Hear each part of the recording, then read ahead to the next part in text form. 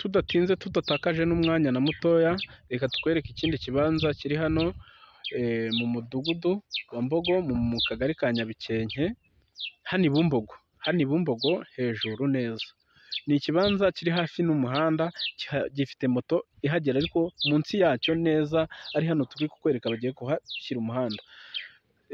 Ni ukuvuga ngo iyi konoshi muri kureba hano imbere iri ku muhanda neza, mu modoka irahagera. Urumva ni ikibanza cyiza kiri gushaka miliyoni 10, gifite metero 30 kuri 21.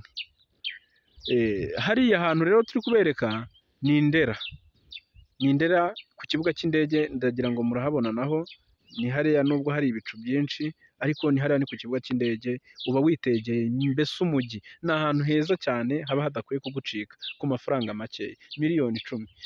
Ikibanza kiri aha hantu hateretse hameze neza, hafite icyangombwa. Iki kibanza rero ntikibacike, hano i Bumbogo, hano mujya mukunda kunsaba heza cyane, ku murenge hafi n'umurenge wa Bumbogo neza, tuhabafitiye iyi mari. Murakoze rero, turabashimiye kandi mugire ibihe byiza. Imari z'ibibanza n'amazu zo ni akagaruka.